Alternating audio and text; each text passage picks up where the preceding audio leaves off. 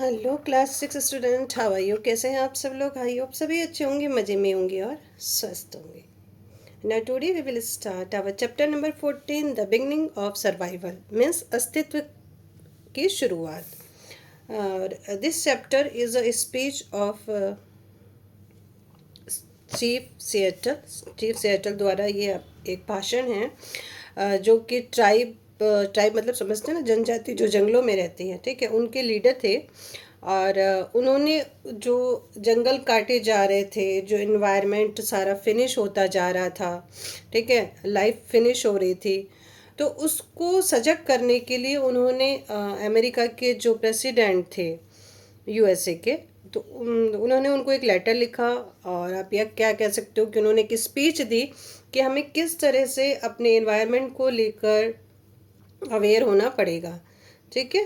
क्योंकि मतलब all over world आप कह सकते हो कि एनवायरनमेंट जो अब धीरे धीरे है वो फिनिश होता जा रहा है, वो चीज़ें नहीं है जो पहले हुआ करती थी। सारे जो जंगल हैं उनको काट दिए जा रहे हैं, वहाँ के जो ट्राइब्स है उनका भी जीवन खतरे में है, क्योंकि वो शहरों में तो रहते नहीं हैं, वो सारे फॉरेस्ट में रहते हैं और वहाँ पे ही वो अपनी सारी चीज़ें हैं उसको फुलफ़िल करते हैं। तो ये जो स्पीच थी ये बहुत ही पावरफुल स्पीच थी, और इसने सबको मजबूर कर दिया था सोचने समझने के लिए कि हमें रियल में एनवायरनमेंट को लेकर कितना अवेयर होना पड़ेगा, ठीक है। तो इन्होंने 1854 में एक स्पीच भी दी थी, इसको स्पीच भी आप कह सकते हैं। इसमें इन्होंने बताया कि हमारी जो लैंड है वो किस तरह से हमारे लिए पवित्र है, ठीक है, और किस तरह से हमें उसका यूज़ करना चाहिए। अगर हमने उसका यूज़ सही ढंग से नहीं किया तो डेफिनेटली एक दिन हम लोग फिनिश हो जाएंगे, ठीक है। तो ये एक्चुअल में इसका जो टाइटल है वो है end of living and the beginning of survival, but पता नहीं यहाँ पे क्यों हाफ दे दिया, कोई बात नहीं। चलिए स्टार्ट करते हैं, ठीक है। जितना है उतना ही आपको समझना है, इतना भी आप समझ जाएंगे, that is enough for you, okay. तो देखिए उनका जो स्पीच है वो कैसे शुरू होती है, स्टार्ट करें बच्चों। Good. How can you buy और sell the sky? Okay? How can you buy or sell the sky? The warmth of land.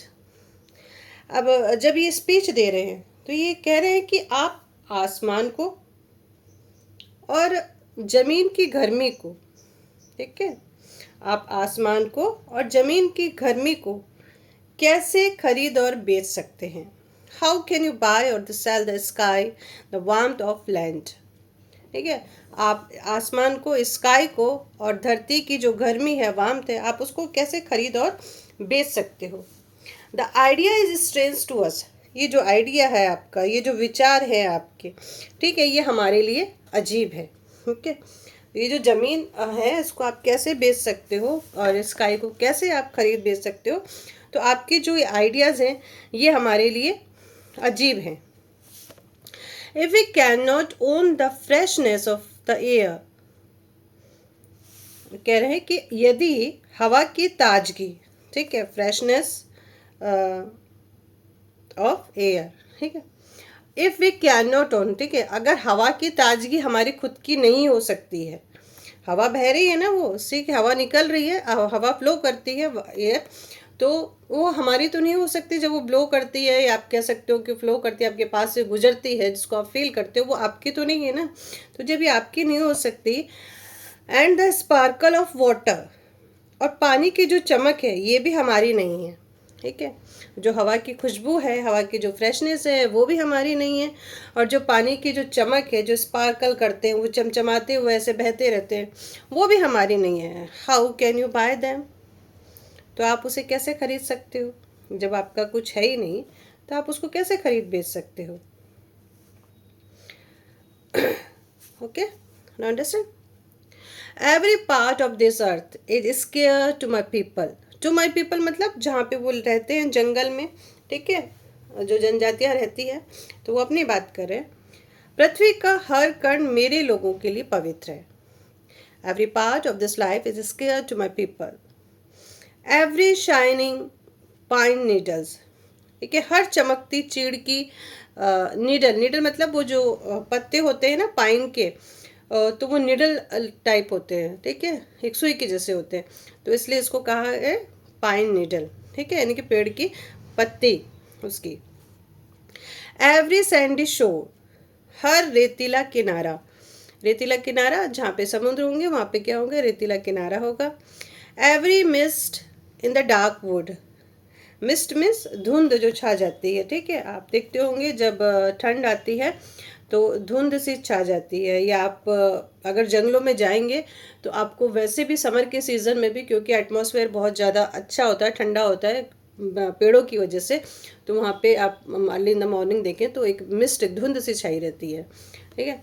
तो every mist in the dark would, dark would मतलब घने जंगलों में, घने जंगलों में छाई धुंध। Every caring and the humming insect is whole in the memory and experience of my people. फिक्र हर साफ और गुनगुनाता इंसेक्ट मेरे लोगों की स्मृति और अनुभव में पवित्र है, ठीक है, यानी कि उसके वहाँ के जो लोग हैं, वहाँ के जो ट्राइब्स हैं, वो ये मानती है ये सारी चीज़ें उनके लिए स्केर्ड है, हर एक चीज़, ठीक है, पृथ्वी का हर एक पार्ट उनके लिए बहुत ही इम्पोर्टेंट है। The sap which courses through the tree carries the memory of the man.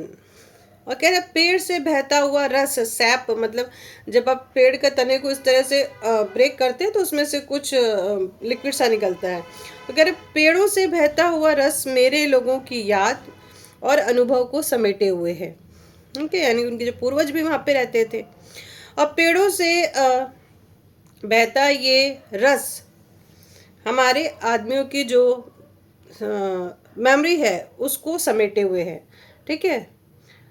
इन्होंने अपने आप को रेड आदमी बताया, रेड मैन बताया, क्यों, क्योंकि जो जंगलों में रहते हैं तो कुछ ऐसे होते हैं, ठीक है।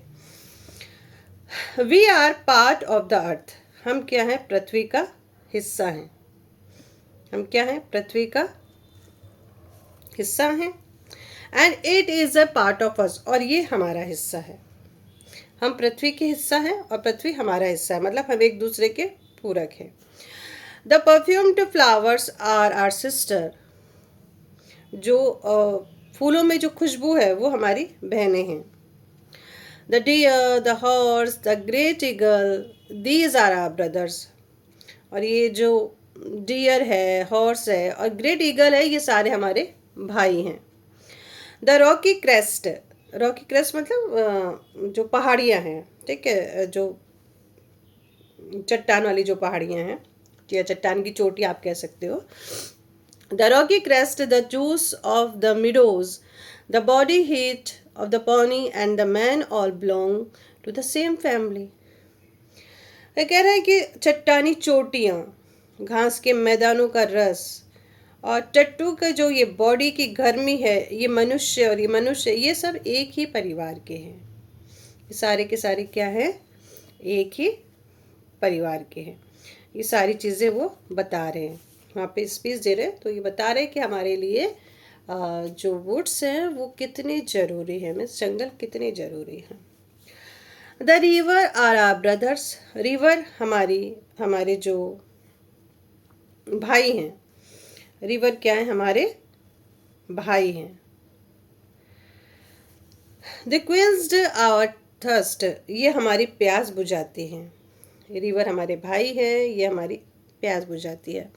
The reverse carry our Kannauj, Kannauj में तो होती है डोंगियाँ, जो ऐसे बांस की बनी हुई बड़ी बड़ी टोकरियाँ होती हैं, वो ऐसे फ्लोट करती हैं पानी में, तो उसको कहते हैं डोंगियाँ, ठीक है।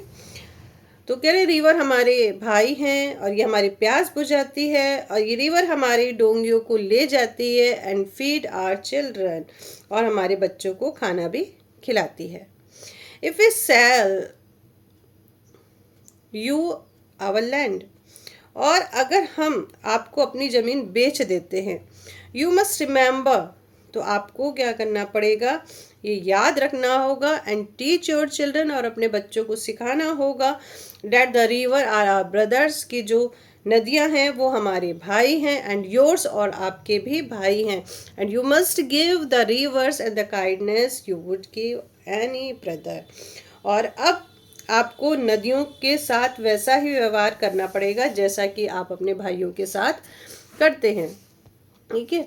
क्योंकि धीरे धीरे क्या होता है, जंगल और नदियाँ सब पे राइट्स हो रहे थे, मतलब जंगलों से निकाला जा रहा था ट्राइब लोगों को, उनकी मतलब जगह ही कम पड़ जा रही थी। तब उन्होंने ये स्पीच दिया कि अगर हम आपको ये बेचते हैं, हमारी नदियाँ, हमारे जंगल, हमारे सब कुछ, तो आपको अपने बच्चों को सिखाना पड़ेगा कि जैसे ही आप दूसरों के साथ यानी कि अपने भाइयों के साथ व्यवहार करते हैं, तो उस तरह से आपको हमारे साथ भी, मतलब नदियों के साथ भी व्यवहार करना पड़ेगा, ठीक है। इतना क्लियर। चलिए आगे चलते हैं।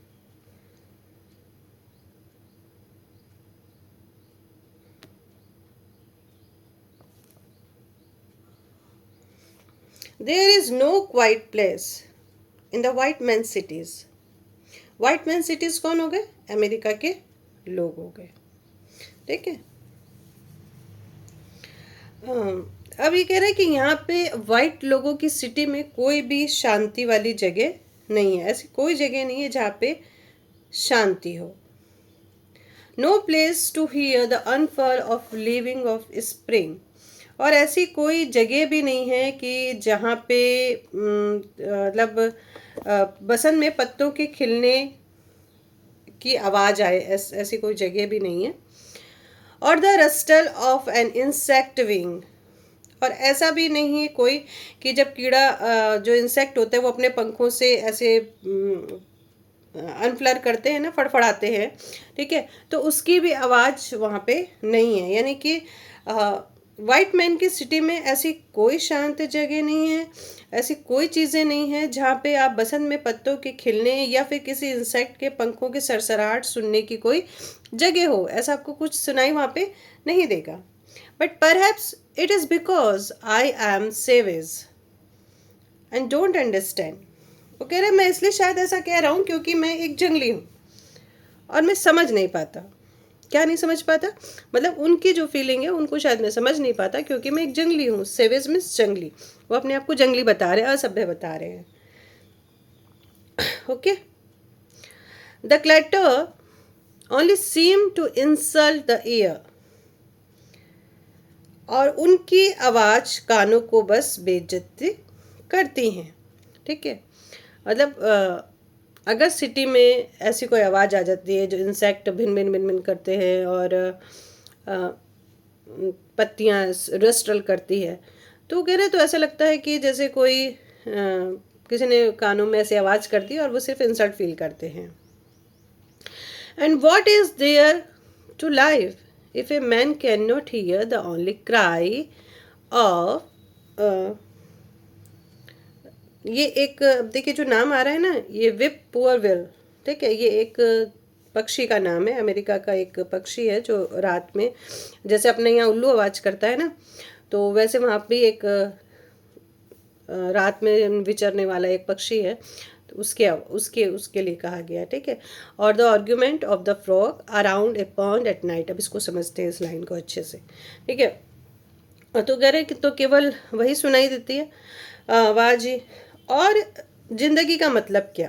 And what is there to life.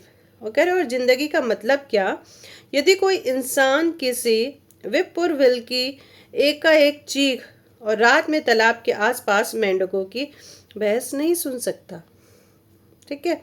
अब ये इसलिए कहा गया है कि अगर आप जंगल में हैं, अगर आप वुड में हैं, ठीक है, फॉरेस्ट में हैं, तो आपको रात को मेंढक की आवाज़ सुनाई देगी, रात में विपुरविल की आवाज़ सुनाई देगी, ठीक है। और ये है ना ऐसे आवाज़ निकालता है, विपुरविल जैसी आवाज़ निकालता है, तो इसलिए इसका नाम विपुरविल पड़ गया है। तो ये एक बर्ड है, ठीक है ना। तो वो कह रहा है तो फिर ऐसी लाइफ ही क्या जब आपने ये चीज़ें ही नहीं सुनी, ठीक है। और रियल में अभी चीज़ें क्या होती है, धीरे धीरे कम होती जा रही है। जब हम लोग छोटे थे तो अर्ली इन द मॉर्निंग चिड़ियों की चहचहाट सुनते थे और जंगलों में जाते थे या फिर सिटी में भी देखते थे, अपने गांव जाते थे तो मोरों की आवाज़ आती थी। लेकिन अब ये चीज़ें धीरे धीरे क्या हो गई, फिनिश हो गई है क्योंकि रियल में लोगों ने क्या किया, अपने बगीचों को, अपने जंगलों को काट काट के क्या कर दिया बच्चों, बड़ी बड़ी बिल्डिंग्स बना ली है। तो अब ये कहाँ जाएंगे सबके सब।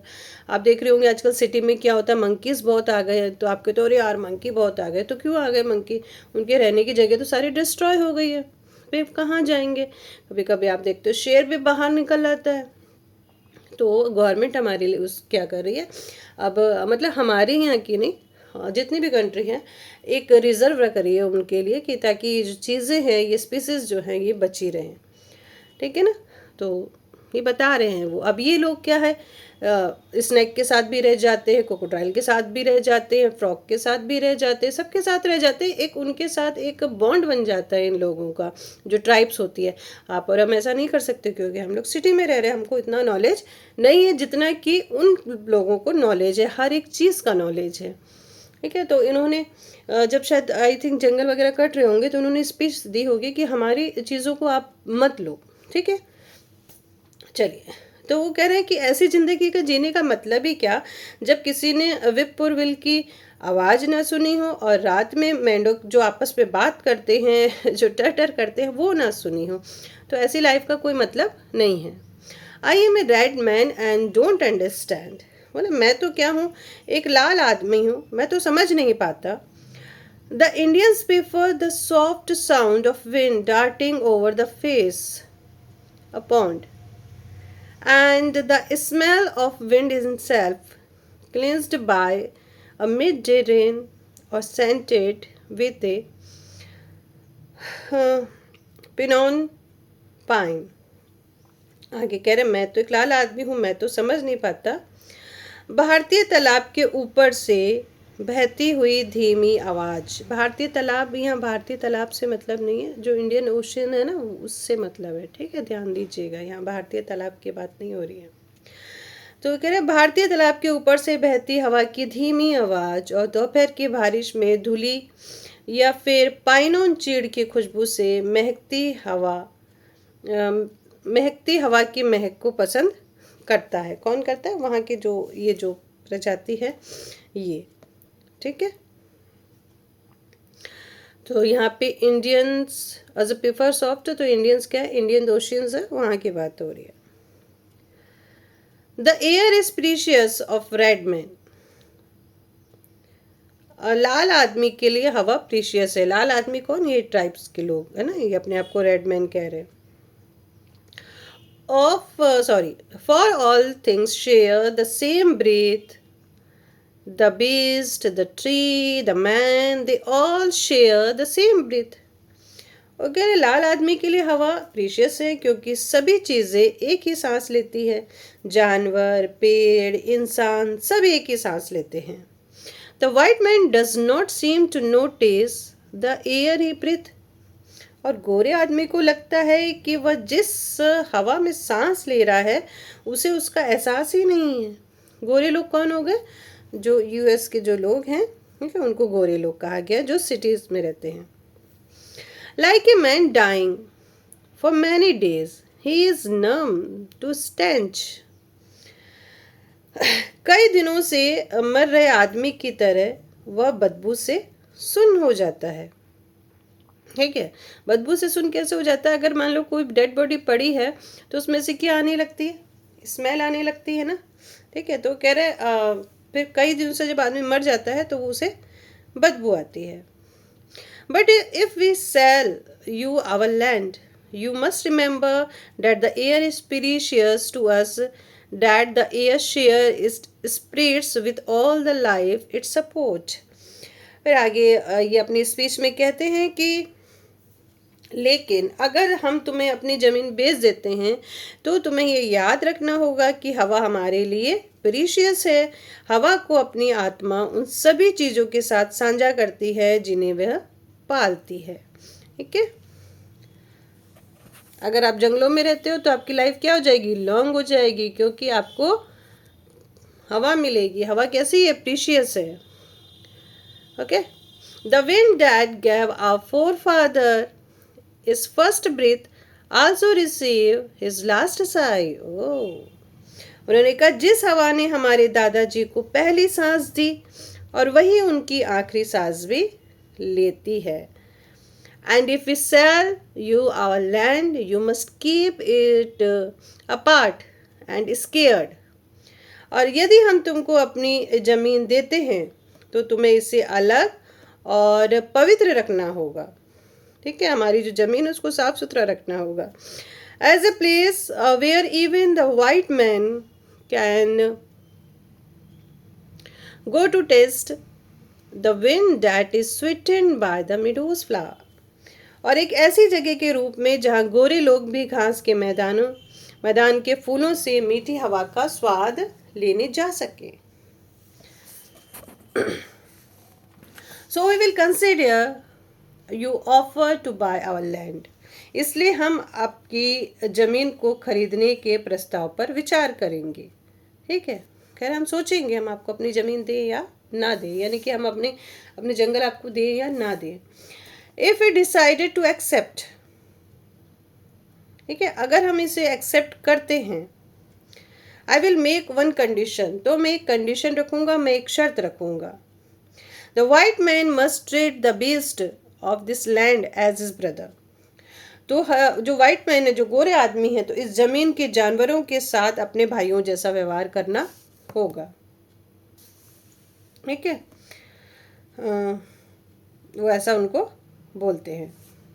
What is man without the breast? जानवरों के बिना इंसान क्या है? कुछ भी नहीं। If all the breasts were gone, अगर सारे जानवर चले जाएं, man would die from a great loneliness of spirit. तो इंसान आत्मिक रूप से एकाकीपन से मर जाएगा, अकेला वो मर जाएगा। For whatever happened to the breast, क्योंकि जो कुछ भी जानवरों के साथ होता है, soon happen to man, वो जल्दी ही इंसानों के साथ भी होगा। All things are connected, क्योंकि सारी चीज़ें आपस में जुड़ी हुई है। ठीक है, सारी चीज़ें क्या है, आपस में जुड़ी हुई है। तो आपको क्या होना, सिखाना पड़ेगा आपको अपने बच्चों को, खुद को। ठीक है, जैसा आप दूसरे व्यवहार करोगे तो वैसा ही आपके साथ भी होगा। You may teach your children that the ground beneath their feet is the ash of our grandfathers. आपको अपने बच्चों को सिखाना होगा कि उनके पैरों के जमीन के नीचे हमारे फोरफादर्स यानी कि दादा दादियों की और भी जो लोग हैं उनकी अस्थियां हैं। ठीक है, उनकी अस्थियां मतलब ये मिट्टी में और मिट्टी में ही मिल गए। ठीक है, तो अगर हम जिस धरती पे पैर रख रहे हैं वो हमारे पूर्वज उसके अंदर हैं, ऐसा उन्होंने समझाया। So that they will respect this land, तो वो उस धरती का सम्मान करेंगे। Tell your children that the earth is rich, अपने बच्चों को बताएं कि धरती क्या है, रिच है, समृद्ध है। With the lives of our kin, हमारे बच्चों के लिए। ठीक है, हम ये बताएं कि हमारे किन, या किन का मतलब आप परिजन। ठीक है, KIN, किन मीन्स परिजन, परिजन मतलब जो रिलेशंस होते हैं उनके लिए। तो ये कह रहे हैं, तो आप अपने बच्चों को बताएं कि धरती हमारे परिजनों के जीवन से रिच है, समृद्ध है। What we have taught our children, जो हम अपने बच्चों को सिखाएंगे, the earth is our mother, ठीक है, कि पृथ्वी क्या है, हमारी माँ है, पृथ्वी हमारी माँ है। Whatever befall the earth befall the sons of the earth, और जो धरती माँ पर जब विपत्ति आती है तो वो धरती के पुत्रों पर भी आती है, यानी अगर धरती पे कोई विपत्ति आएगी तो वो हमारे ऊपर भी आएगी। इसका सबसे बड़ा एग्जाम्पल आप ये देख रहे हो, ग्लोबल वार्मिंग जो हमारे अर्थ पे इफेक्ट कर रही है वो कहीं ना कहीं हमारी लाइफ पे भी इफेक्ट कर रही है। If man spit upon the ground, और यदि इंसान जमीन पर थूकता है, धरती पर थूकता है, दे स्पीट अपॉन देमसेल्फ, तो वो खुद के ऊपर थूक रहा है। ठीक है, वो धरती पे नहीं, वो खुद के ऊपर ही थूकता है। दिस वी नो, ठीक है, हम ये जानते हैं, the earth does not belong to man, कि पृथ्वी मनुष्य की नहीं है। मैन बिलोंग्स टू अर्थ, मनुष्य पृथ्वी का है। दिस वी नो, हम ये भी जानते हैं, all things are connected like blood which unite one family, और हम ये भी जानते हैं कि सभी चीज़ें आपस में जुड़ी हुई है, जैसे ब्लड एक परिवार को जोड़े रखता है और सभी चीज़ें आपस में जुड़ी हुई है। Okay. Man did not weave the web of life. मनुष्य जीवन का जाल नहीं बुनता, ठीक है, मनुष्य जीवन का जाल नहीं बुनता। He is merely strand in it. वो तो बस उसका एक धागा है।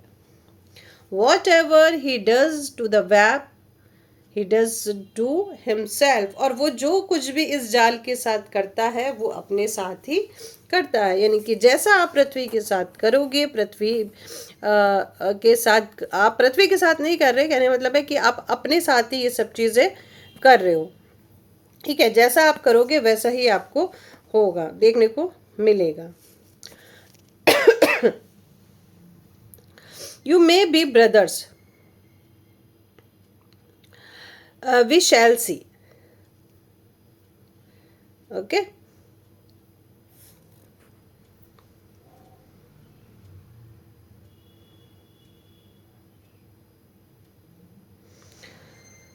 ठीक है।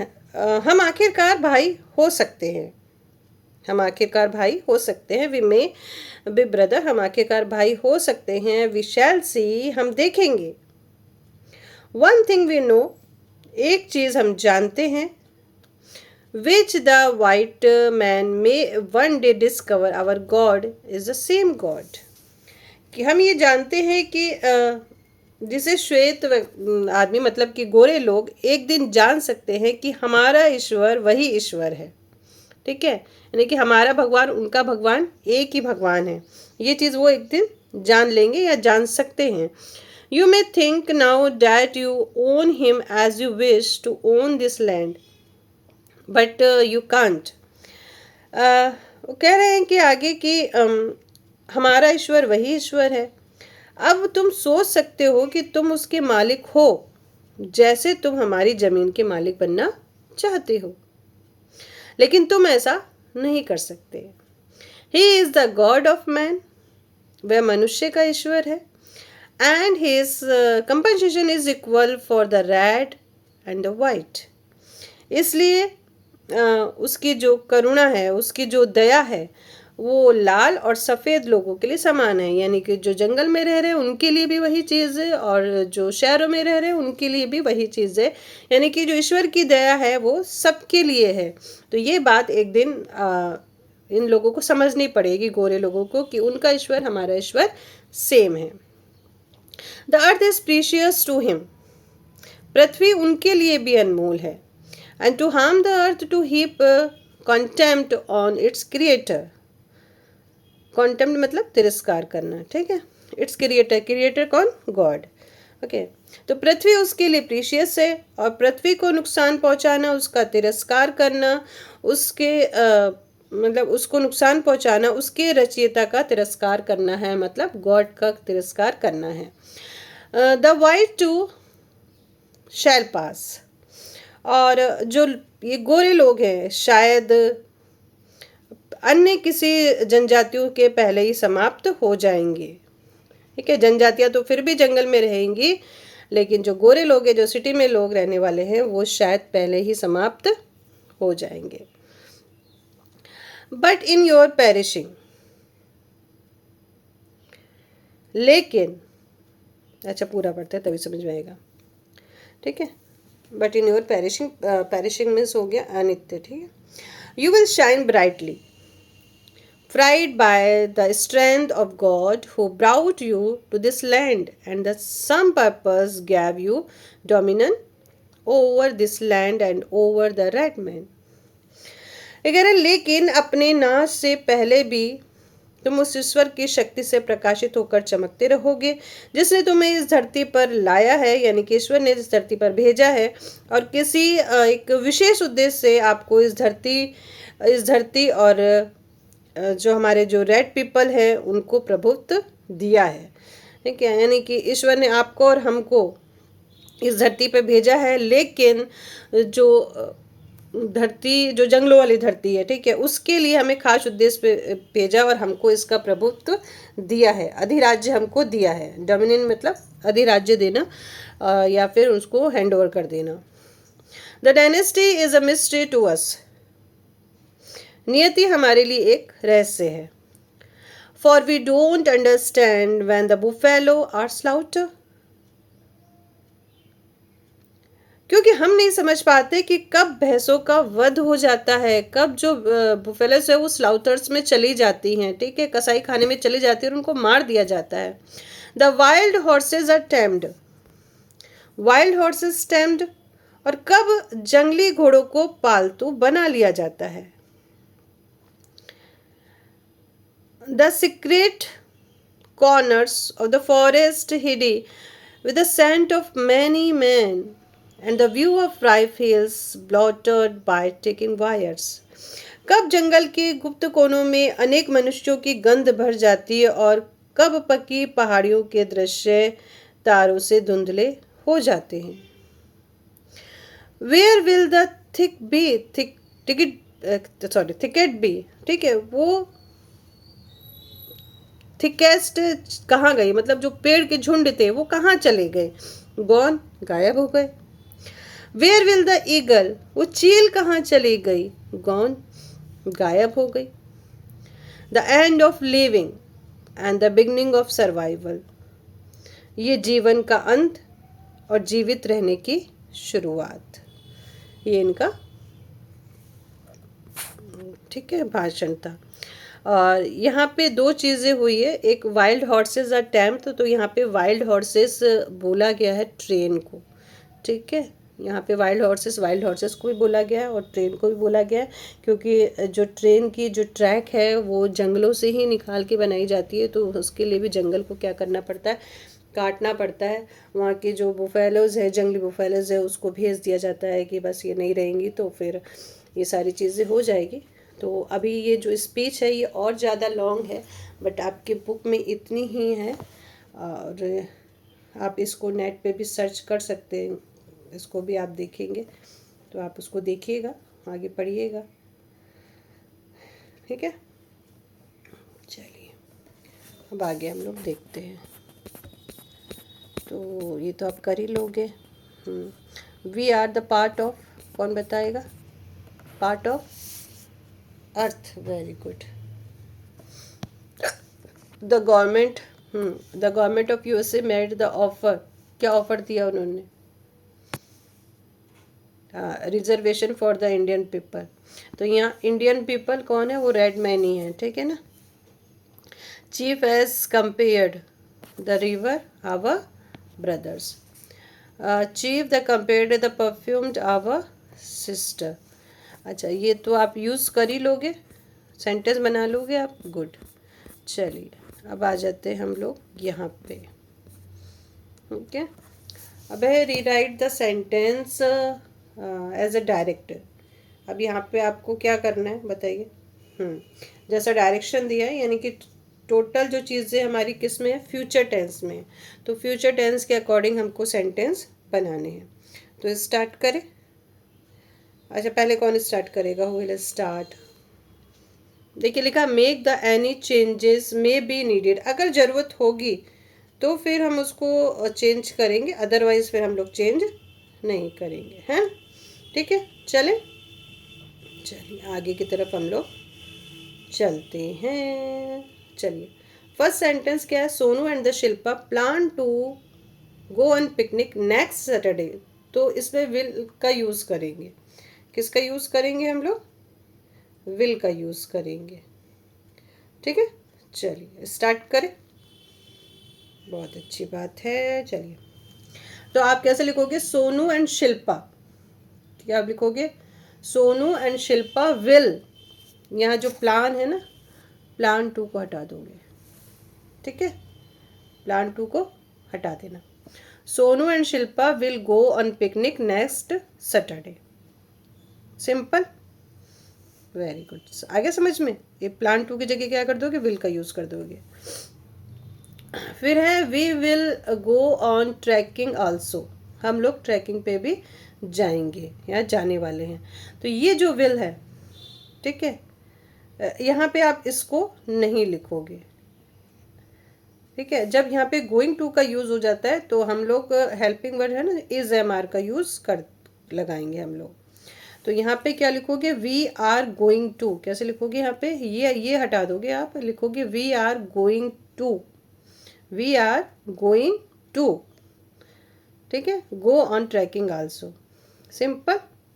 अब यहाँ पे भी फिर हमको गोइंग टू का ही यूज़ करना है, तो क्या लिखेंगे, ये हटा देंगे हम, फिर से इसको रिमूव करेंगे, तो क्या लिखोगे फिर आप लिखोगे we are going to, we are going to, ठीक है, we are going to see, we are going to see, we are going to see interesting place on the track. Okay, यहाँ पे विल बी का use करेंगे। किसका use करेंगे हम, will be का।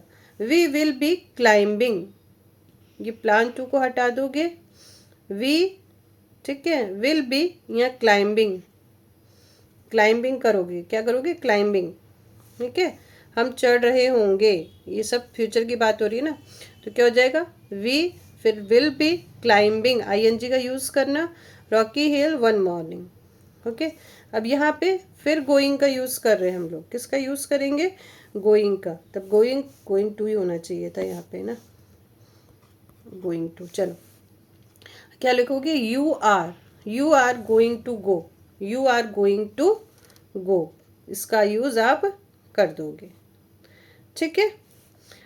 फिर से देखो, we are going to go with 3 other friends, हम अपने 4 और दोस्तों के, सॉरी 3 और दोस्तों के साथ जाने वाले हैं। अब यहाँ पे है complete this sentence about yourself. अच्छा, about yourself with reference to future, future में आपको करना है ना, इसको भी फ्यूचर में ही करना है। तो चलिए जल्दी जल्दी करते हैं, you listen carefully and note down. Okay, क्या लिखोगे, I will finish my homework, I will finish my homework, लिख लोगे, आई विल, ठीक है, स्पेस कम है तो यहाँ पे लिख देते, ठीक है, I will finish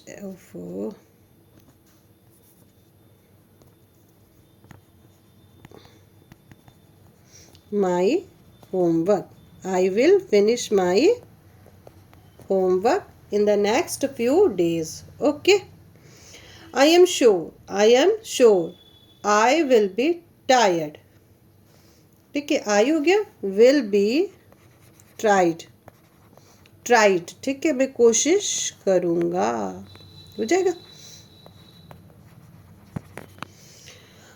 previous night, previous night, I will study,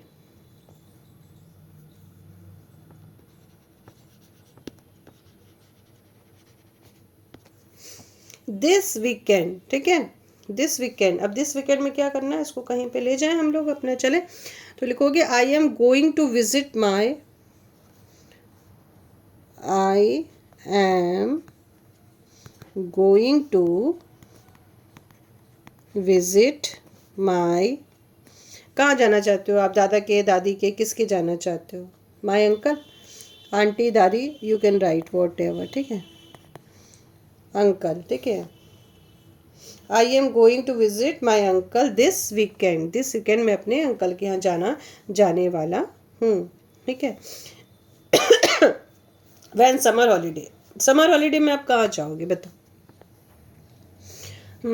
कहाँ जाना पसंद करोगे, तो कैसे लिखोगे, आई विल, चलो पहले हम लोग ट्रैवल कर लेते हैं कहीं पे, travel,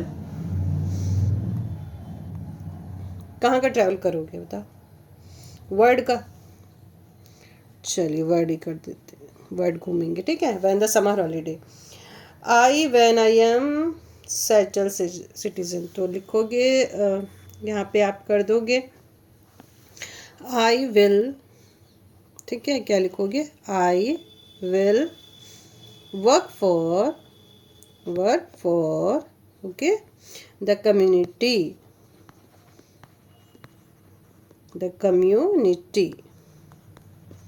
when I am settle citizen. Okay, clear. चलिए, इतना समझ में आ गया होगा आपको। और ये तो ये साउंड है, ये भी कोई वो नहीं है। चलिए, अब नेक्स्ट चैप्टर हम लोग पढ़ेंगे बाद में। तब तक के लिए बाय बाय, टेक केयर।